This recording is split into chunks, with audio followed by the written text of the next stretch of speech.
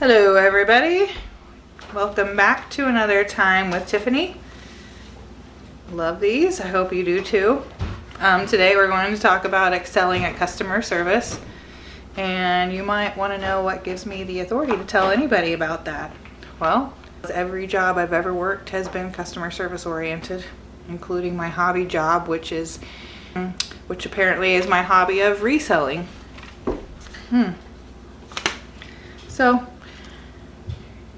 So let's just dig right into the meat and potatoes of it. We've got several steps that you should remember and follow.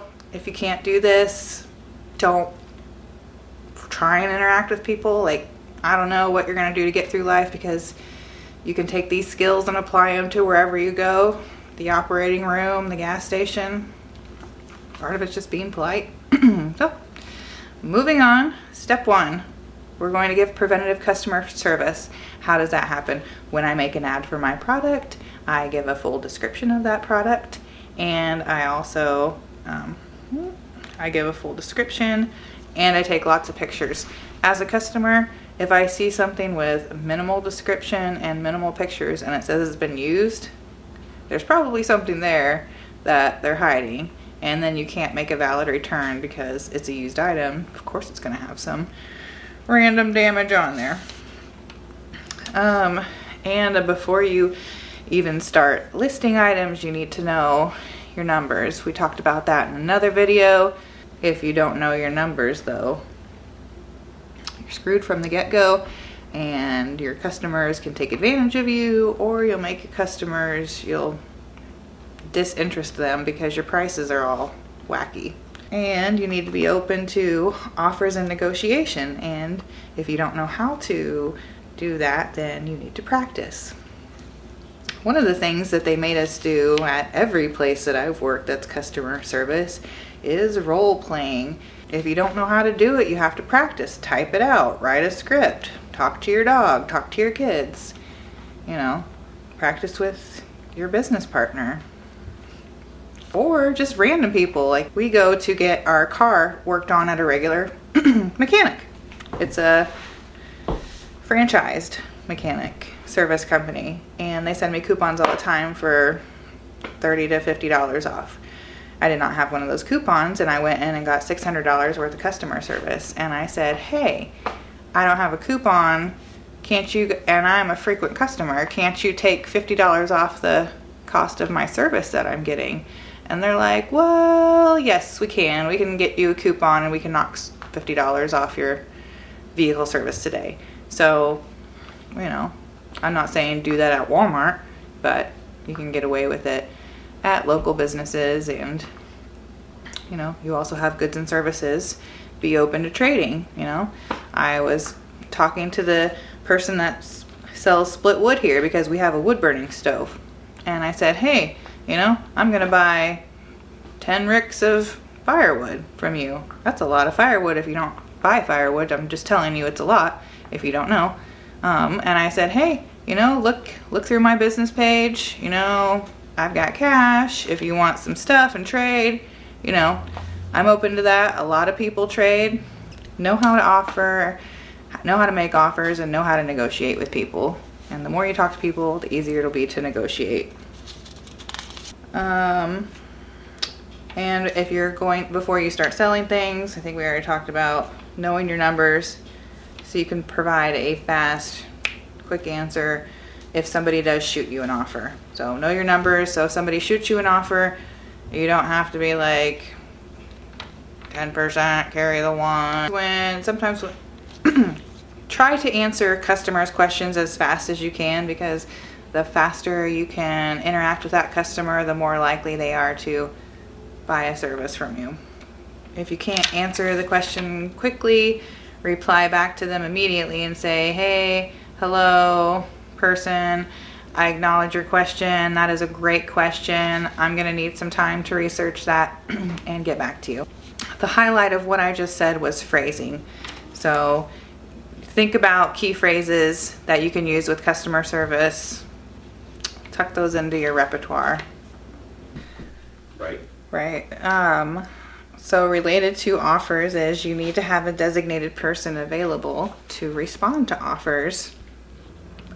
during your normal business time, which should be Monday through Friday, 9 to 5. I work just the weekend, so I'm available to respond to the offers during the week, and then Eric takes care of the offers on the weekends when I can't. So it's always good to work with another person because nobody can do this alone. Okay, how do you respond to offers? Nicely. We'll get to that later. First off, if you're comfortable with the price that they're shooting you, say yes. Secure that deal. Set up a meeting time or package delivery. Get it done. It is okay to say yes the first time. It is okay to say no, not at all, and make a counter offer. Something that I've noticed about eBay is if somebody shoots you an offer and you respond with a greater than 50% of the counter offer or whatever, the difference there, eBay puts a little note at the bottom that says a lower counter offer would ensure the sale of your product, and that's whack. That eBay robot that makes that determination doesn't figure out how much money you're actually going to be getting. So don't look at that eBay suggestion there. I think it steers me wrong every time. eBay's just worried about their 10%. They're not worried about you and your overhead or shipping or anything. Whether you're losing money or gaining money, right? eBay doesn't care. They're just worried about the sale happening so they can get their 10%. Plus, depending on how you set your offer up. When I list stuff for sale on Poshmark and eBay, I tend to price my things at the higher end of the spectrum of that item. I do look at other items to see what they're selling for in relationship to how much money I desire to make, because I could sell things a lot faster. They could just be flying off the shelf, but we'd only be making like $10 an hour versus like $14+ an hour like we normally get. So I'm okay hanging on to my stuff for a little bit longer and getting better price out of it. I mean, it's just taking up a closet in my house. What else was I gonna do with that closet? Okay, as far as offers on Poshmark go, so everybody's throwing offers around. A customer can offer you whatever they want to offer you. If you've got an item that's $300, they can literally offer you $1, and you can actually be negative money if you accept that. As a seller on Poshmark, people can like your item, and then you can send them an offer as a private liker, you can send them a private offer that not everybody else gets. They have to like the item to get that private offer. In order to do that, you have to give at least 10% off, and you have to give a shipping discount too. So in reality, that item that you get for $35 on Poshmark with free shipping, the seller, that's $35 that you pay for shipping. $35 that the customer pays for shipping, the seller only gets $28. So the customer's paying $42-ish, and you only get 28 of that. So on Poshmark, I tend to price on the higher end of the spectrum so I can give a better discount and maybe snag a person that's actually interested in this item versus the millions of people on Poshmark that aren't looking at this item. So shoot them an offer and shoot them an offer again. Somebody randomly liked something I had on Poshmark this weekend. 5 people still liked that item, and I sent an offer privately to all of them, and somebody that liked this item 6 months ago bought it. And you can only send one 10% discount out in a 30-day period on Poshmark to one person. If you're gonna make it a better offer, it has to be greater than 10%.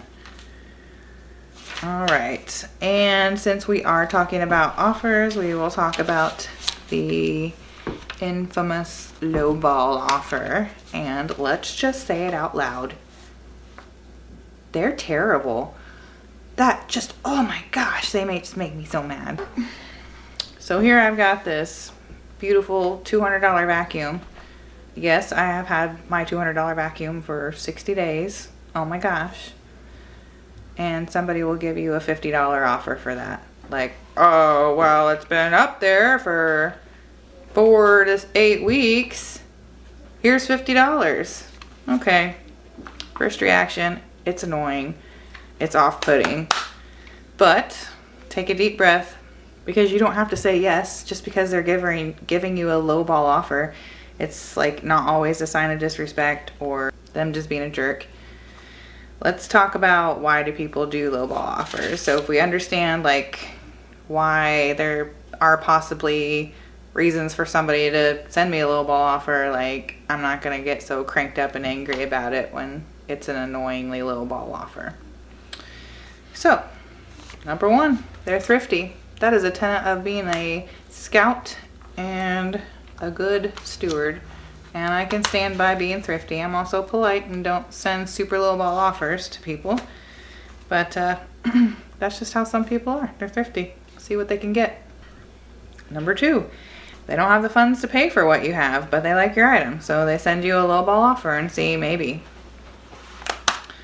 They might be semi-interested in your item and they don't want to pay nearly what you're asking, but you know, I wouldn't mind having this fancy knife set. That's pretty cool, but I don't, you know, $30 is a bit much. I'd give you $15 because that's what I got, and I kind of want it. That's not really a need.